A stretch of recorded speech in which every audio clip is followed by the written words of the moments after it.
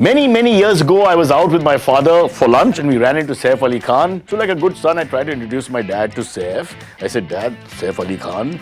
And my dad looked that blank look, our elders have sometimes. And I tried to remind him by saying, famous actor, Saif Ali Khan. And he looked even more blank, like what? But then I remember my dad is a massive cricket fan. So I changed strategy. I said, Dad, Saif, Tiger Pataudi no dikra. And he exclaimed and went, Oh, Tiger no dikra che?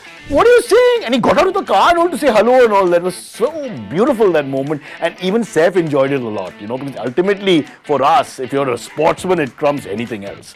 And that is how influential Tiger Pataudi was for my dad's generation and for me and for everyone who actually loves cricket. You better love him.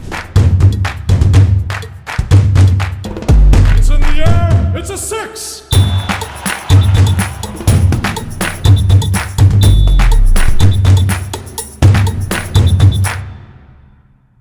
Hello, my name is Cyrus Brocha and welcome back to another episode of our Century of Cricket podcast brought to you by IDFC First Bank. In today's episode, we will take a look at the legacy of one of India's most stylish batsmen, Mansoor Ali Khan Pataudi, Tiger Pataudi. Here's your weekly IDFC First Fact. Did you know that India vs England Test Series contested in England is called the Pataudi Trophy? The trophy was named after the Pataudi cricketing family in 2007 to commemorate India's 75th anniversary of India becoming a test-playing nation. Oh, by the way, he was one of the players who brought close-in fielding to India, which gave an identity to legendary fielders like Eknath Solkar. Remember him? He was also one of the earliest fielders in India who made the effort of sliding on the field to save boundaries. Tiger at cover point was almost as dangerous as a real tiger at cover point. Tiger inherited his love for cricket from his father Iftikhar Ali Khan, who was a cricket legend in his own right. Pataudi Sr. had played 3 tests for England before the war and made a century on his debut at Sydney on the very famous Bodyline tour. Check that one out. But unfortunately, Pataudi Sr. passed away when Mansoor was just 11 years old and he was made the Nawab right after his passing. 1961 turned out to be a tragic year for the young lad. Yup, folks. While coming back from dinner in the evening in Brighton, in England, he met with a car accident.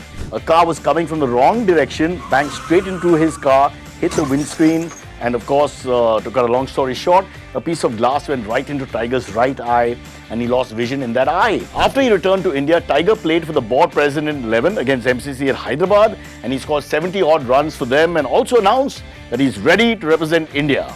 In the same year as his accident, Tiger made his debut for the Indian cricket team in the home series played against England.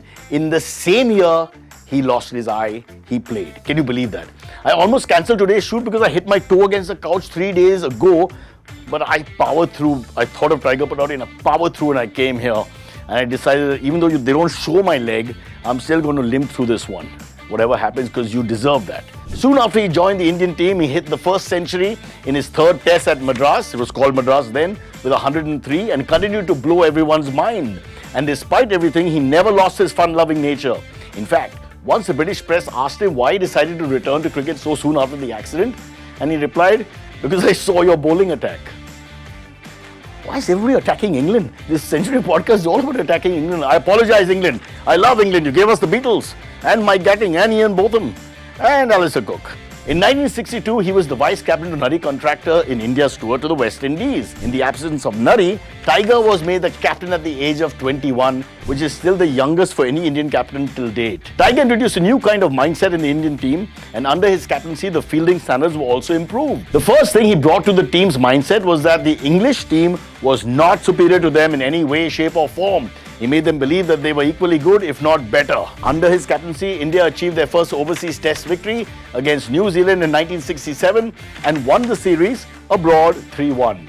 And for that, he will forever be known as the man who laid the foundations of how to lead a national side as a visiting captain. Before we wrap, IDFC First Bank and I want you to stay safe online, so here's one scam which you should look out for.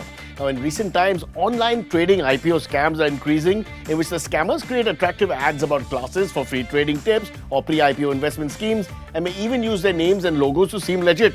Now, in cases like these, always verify the sender before replying to any email or a text message, and do make sure to never share any personal information to an untrustworthy source.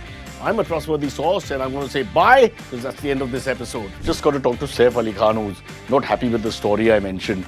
He claims he wasn't even there. Saif, I don't think you remember it clearly. It was very dark that day. Saif? Say?